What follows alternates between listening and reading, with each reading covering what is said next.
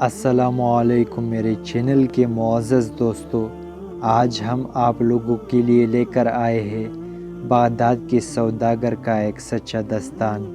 پرانے زمانے کی بات ہے کہ بغداد میں ایک سوداگر رہا کرتا تھا جو بہت ہی دولت مند تھا، لیکن اپنی دولت لٹا کر وہ اتنا غریب ہو گیا تھا کہ محنت مزدوری کر کے اپنا پیٹ پالنے پر مجبور ہو گیا تھا۔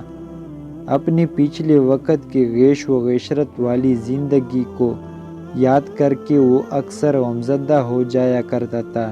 ایک رات وہ بہت ہی اداس اور غمزدہ حالت میں سویا تو اس نے خواب دیکھا کہ ایک بزرگ اسے کہہ رہے ہیں کہ تمہاری قسمت کا ستارہ مصر کے شہر قاہرہ میں جگمگا رہا ہے، وہاں جاؤ اور اسے تلاش کرو۔ دوسرے دن صبح جب وہ بیدار ہوا تو اسے خواب والے بزرگ کی بات یاد آئی۔ اس نے فوراً قاہرہ جانے کی تیاری کی اور قاہرہ کے لیے روانہ ہو گیا۔ کئی ہفتوں کی تکلیف اور مشقت اٹھا کر وہ اس شہر میں پہنچ گیا۔ رات ہو چکی تھی اور اس کے پاس کسی سرائے میں قیام کے لیے کوئی رقم موجود نہ تھی، لہٰذا وہ ایک مسجد میں گیا اور اس کے صحن میں ایک کونے میں جا کر سو گیا۔ اتفاق سے چوروں کا ایک گروہ مسجد کے صحن میں آیا اور چوری کے ارادے سے مسجد کے برابر والے مکان میں داخل ہوا ہی تھا کہ کسی آہٹ کی وجہ سے مکان میں رہنے والے افراد جاگ گئے اور مدد کے لیے پکارنے لگے۔ چوروں نے جب یہ چیخ و پکار سنی تو گھبرا کر بھاگ کھڑے ہوئے۔ تھوڑی ہی دیر میں علاقے کا داروغہ اپنے سپاہیوں کے ہمراہ وہاں پہنچا۔ جب یہ سپاہی مسجد کے صحن میں پہنچے تو یہ سوداگر انہیں صحن میں سویا ہوا نظر آیا، لہٰذا سپاہیوں نے اسے پکڑ کر اور چور سمجھ کر اس کی خوب پٹائی کی اور اس کو قید خانے میں بند کر دیا۔ 3-4 دن کے بعد داروغہ نے سپاہیوں کو حکم دیا کہ اس اجنبی کو پیش کرے۔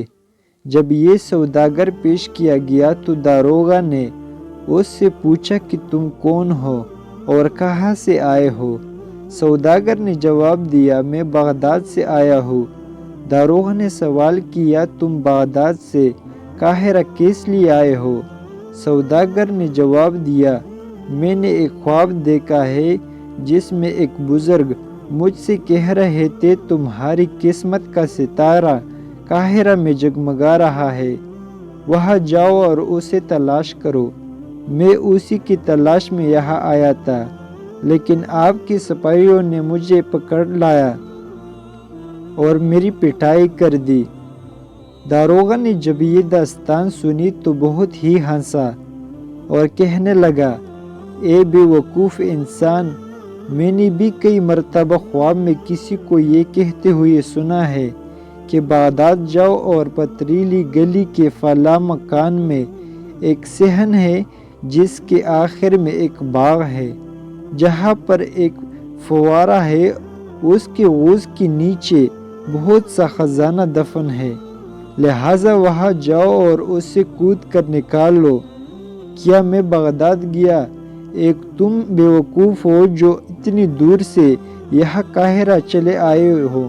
اور صرف ایک خواب دیکھ کر داروغہ نے اس سوداگر کو کچھ رقم دی اور کہا، یہ رقم لو اور اپنے گھر واپس جاؤ۔